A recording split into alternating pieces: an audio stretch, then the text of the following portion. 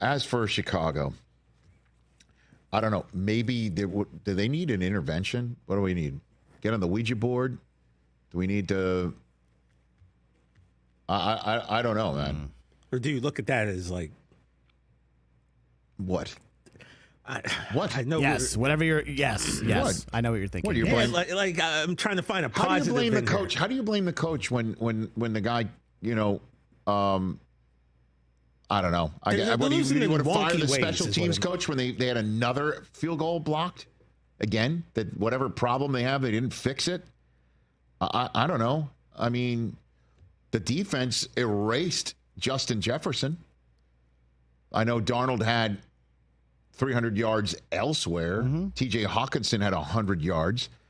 But Williams is looking better over the last two games. The very bold move of changing offensive coordinators, I think, is deemed correct at this point. Wouldn't you say? Would you not say that right now? Oh, for sure. Okay, so he's running it with his legs a little bit more. He's spreading it out a little bit more. He still holds onto the ball a little too long. Certainly in overtime. Yeah, that one was the killer. That was killer. I'm saying I feel like there's stuff he's getting better. There's positives that they can point to. They're losing in some wonky ways, like the Imagine if he had real offensive coaches around him who knows what they're doing. Dude, he had 340 pass yards and 2 touchdowns and no interceptions and a passer rating of 103.1. Like, that's what you want to see out of him. He's doing it in spite of the coaches around him. How would you say that? DJ Moore at 106 yards receiving.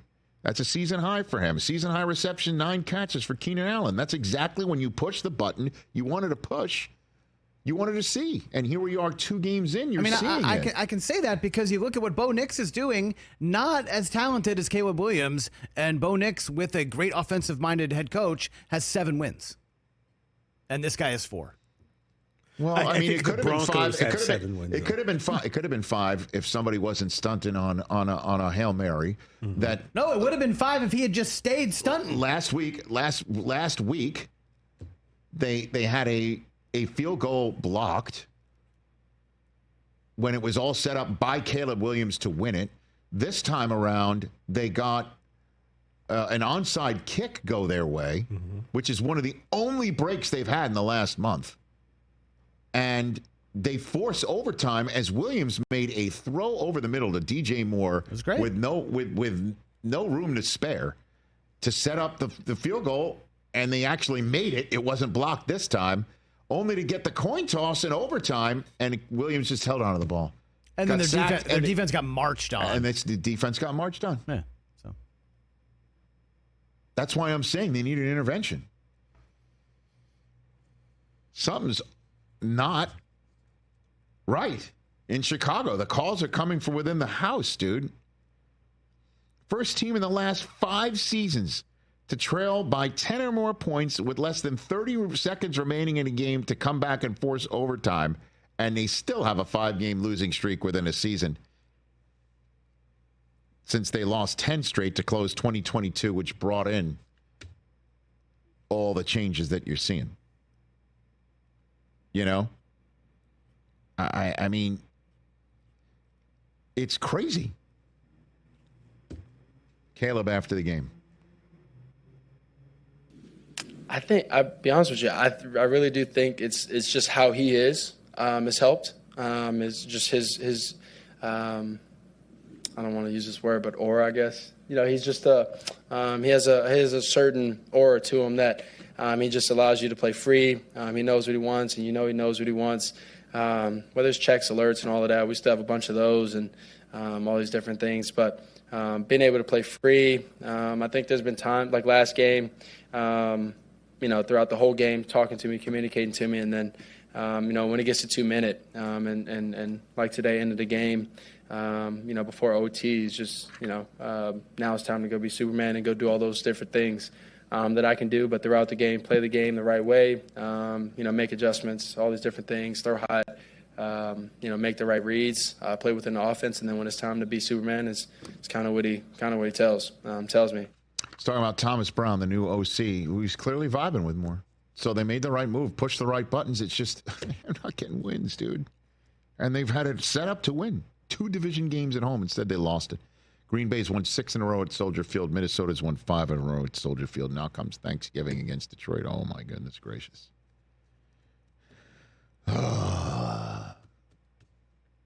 What a bummer for you Bears fans, man. I don't know.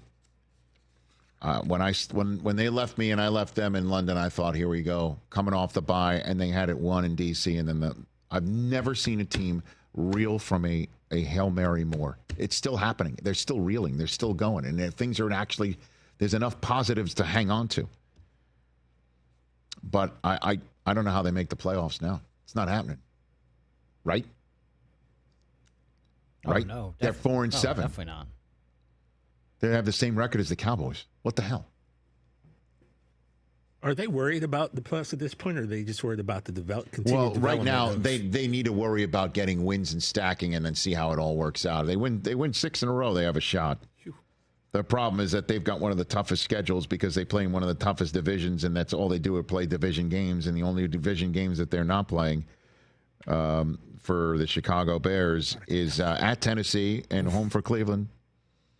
Oh, pardon me. I'm reading the wrong line. Let me get the right thing here. Well, Thank you for popping it up. The only division games they're not playing is at San Francisco and home for Seattle.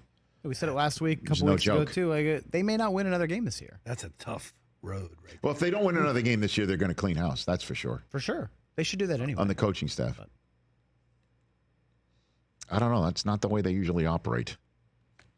Ooh. Well, and what's the definition of insanity? They didn't clean house this past year when they knew they were getting a quarterback, and they knew they think they regret that. They brought in the former Big Ten commissioner who's sitting atop that flow chart, and they decided, let's stick with the guy who we know and we're paying and has gotten the defense playing very well, and let's get the right offensive coordinator in there, and missed on that. They missed on that one. I think Bears fans are more than ready for a change. But right now, when we talk about this on the Overaction Monday pod a little bit too, so we'll include you here, TJ, since you're not sitting on that set. Mm-hmm. Rank the quarterbacks right now. C.J. Stroud, Jaden Daniels, Caleb Williams, Bryce Young. Who's playing the best right now? Playing the best right now. Right now. Last year's and this year's first and second overall drafted quarterbacks. Bryce Young 4. Daniels 3. Caleb 2. Mm-hmm.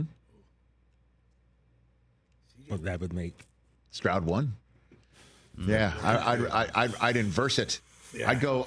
You're talking about today, as in today, as we are talking. Okay, not the body of work, but just as I think Caleb's playing best right now.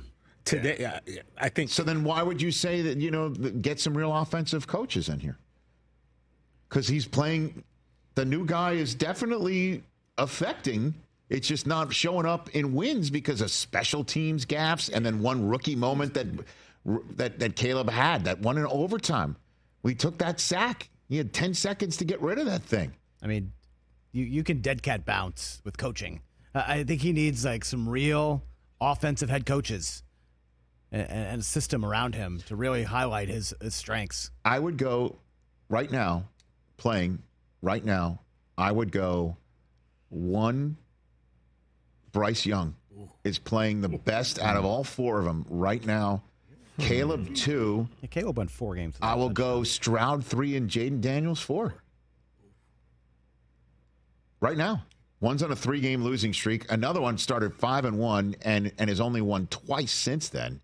Right? Isn't that how the Texans started 5-1?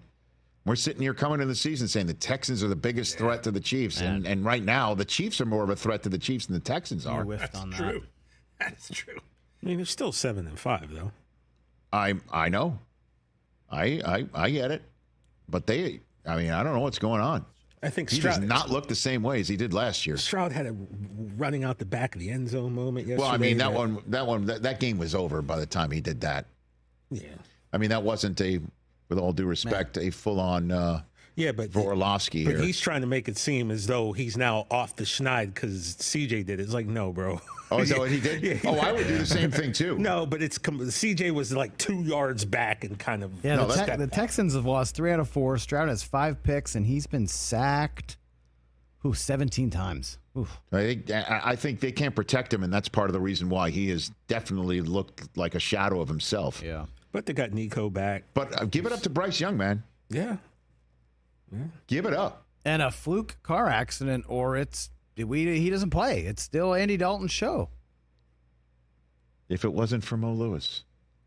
Catch the Rich Eisen Show every single day on the Roku Channel, 12 to 3 Eastern, for free.